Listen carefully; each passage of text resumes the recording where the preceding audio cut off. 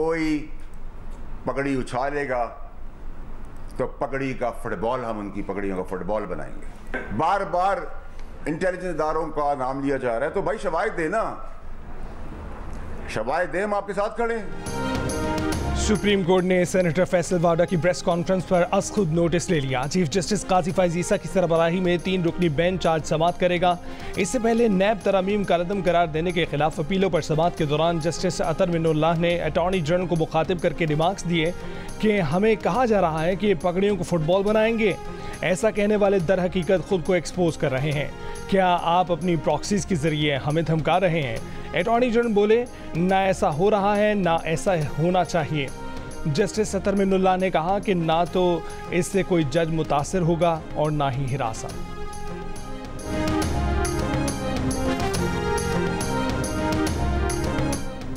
Supreme court ने बुलाया है तो शुक्र अदा करता हूं। मैंने किसी पर इल्ज़ाम नहीं लगाया। किसी ने मुझे प्रॉक्सी कहा है तो उसे सबूत पेश करने पड़ेंगे।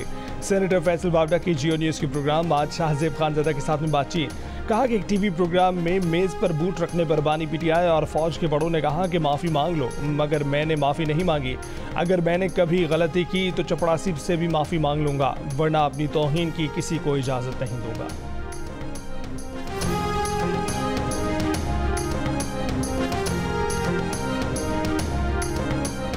दोहरी शहरियत रखने वाला जज बन सकता है। आईने पाकिस्तान में जज बनने के लिए ऐसी कोई पाबंदी नहीं।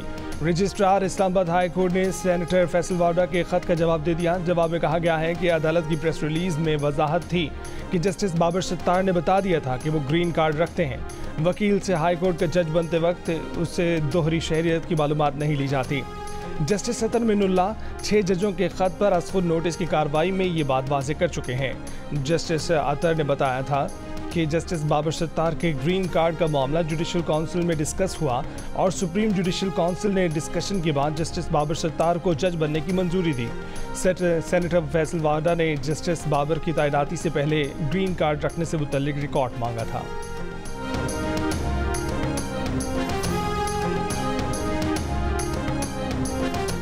इमरान खान वीडियो लिंक पर सुप्रीम कोर्ट में पेश, तस्वीर वायरल, तस्वीर बनाने वाले को पकड़ने के लिए सुप्रीम कोर्ट ने इंतजामिया सरगर्म, सीसीटीवी वीडियो की जांच शुरू। अदालत में तस्वीर बनाना कोर्ट रूम रूल्स की खिलाफ वर्जी है। अदालत की बानी पीटीआई को अगली समाअत पर भी वीडियो लिंक पर पेश होने की हिदायत, हुकूमत को इंतजाम करने का हुक्म। चीफ जस्टिस काजी फैज ईसा ने कहा कि वो इस हफ्ते दस्तयाब नहीं। एडवोकेट ख्वाजा हारिस से पूछा, आप तो कहीं नहीं जा रहे? इस पर ख्वाजा हारिस ने जवाब दिया कि वो इधर ही हैं।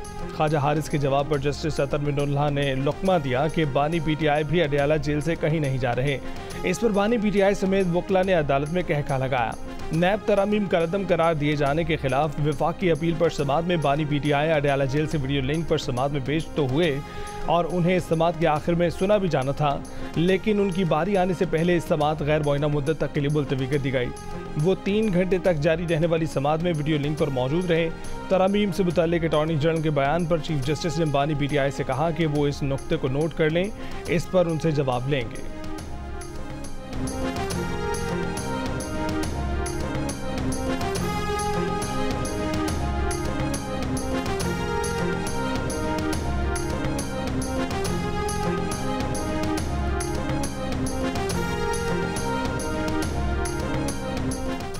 आज़ाद कश्मीर में होने वाले एहतजाज में कुछ शरपसंद अनासर शामिल थे। शरपसंद अनासर की वजह से कुछ शहरियों की जिंदगियां गईं।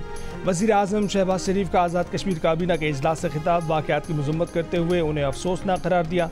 कहा कि मुतालबात के फौरी हल के लिए 23 अरब रुपए का माली ताउन का पैकेज तैयार किया। पैसे आज़ाद कश्मीर हुकूमत के अकाउंट्स में मुंतकिल हो चुके। वज़ीर आज़म ने कहा कि बेहतरीन मशवरे देने पर इत्तेहादियों के मशकूर हैं।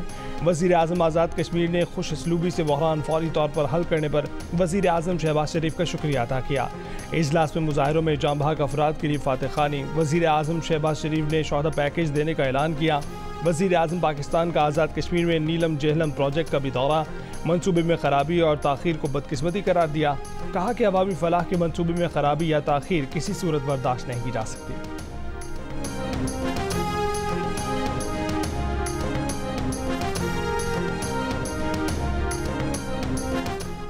वज़ीर आला पंजाब मरीम नवाज ने अपनी ही पार्टी का पोल खोल दिया। कहा कि MNAs और MPAs पुलिस के तबादलों की सिफारिश करना छोड़ दें। सियासी तकर्रियों पर पुलिस परफॉर्म नहीं करती।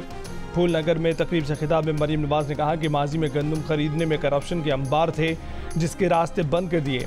पंजाब में गंदम की कोई किल्लत नहीं, किसान को अगले चंद माह में रिलीफ मिलेगा। एक शख्स ऐसा भी था जो कहता था कि आलू प्याज टमाटर की कीमत मालूम करने नहीं आया। वो वादा करती हैं कि पंजाब के लोगों की रोटी और सब्जी सब उनकी जिम्मेदारी है। मरीम नवाज का किसान के लिए अगले चंद माह में 400 अरब रुपए के पैकेज और आसान कर्ज पर ज़राई मशीनरी देने का ऐलान। कल से लोड शेडिंग अगर ठीक ना होगी तो कल प्रेस में चीफ जाके ऑफिस जाके फिर मैं आपके ये सारे के सारे ग्रिड, मैं आपके सारे के सारा सिस्टम टेक ओवर करूंगा, अपने सूबे की हुकूमत को दूंगा। मेरे सूबे के लोग बैठेंगे और जो बटन आपके हाथ में आया हुआ है सदा देने के लिए ऑन और ऑफ का, ये मेरे हाथ में आएगा। फिर मैं देखता हूं कि आप मुझे कैसे देते हैं। अली अमीन गंडापुर ने 22 घंटे यौमिया लोड शेडिंग वाले इलाकों में 18 घंटे यौमिया लोड शेडिंग पर इत्तफाक कर लिया।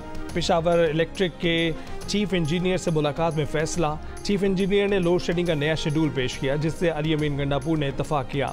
पेशावर इलेक्ट्रिक ने वज़ीर आला की धमकी के बाद तजवीज़ दी थी कि जहां 22 घंटे की लोड शेडिंग होगी वहां अब 18 घंटे की लोड शेडिंग होगी और जहां 18 घंटे की लोड शेडिंग होती थी वहां अब 14 घंटे की लोड शेडिंग होगी।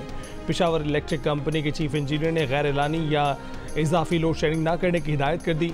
लाइन लॉसेस कम करने के लिए ऑपरेशन मजीद तेज़ करने की भी हिदायत। पेस्को चीफ ने वज़ीर आला खैबर पख्तूनख्वा अली अमीन गंडापुर से मुलाकात में सूबे में बिजली लोड शेडिंग कम करने की यकीन दहानी कराई।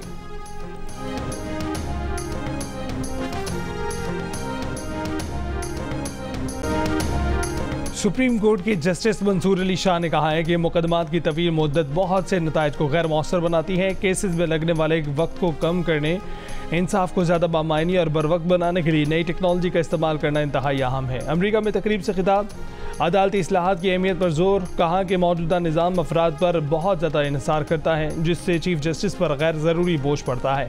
ऐसे निज़ाम को बदलना चाहिए। अदालती निज़ाम में टेक्नोलॉजी और AI को अपनाने से अदालती अमल में तेज़ी आ सकती है, शहरियों को बर वक्त रिलीफ मिल सकता है।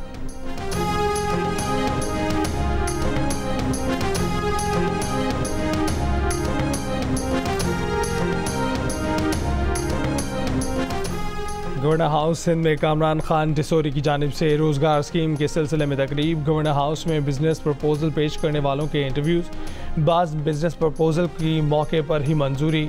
मुंतखब होने वाले कारोबारी आइडियाज़ को रकम फराहम कर दी गई। गवर्नर सिंध ने कहा कि बिजनेस के लिए दी गई रकम वापसी नहीं लेंगे। आज लाखों रुपए दे दिए गए हैं। ओवरसीज़ पाकिस्तानी की जानिब से गवर्नर सिंध रोज़गार फ़ंड में $30 लाख देने का भी ऐलान। तकरीब में मौमर तरीन सहाफ़ी, कम उम्र तालिब इल्म और मौमर खातून को जदीद तरीन मोबाइल फ़ोन के तोहफ़े भी दिए गए।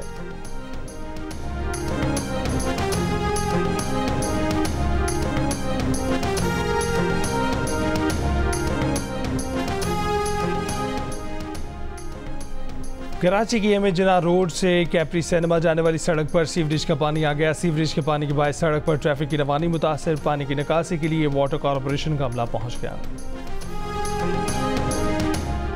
कराची के इलाके सईदाबाद कब्रिस्तान रोड पर पुलिस मुकाबला, मुलजिम जख्मी हालत में गिरफ्तार, 2 साथी फरार।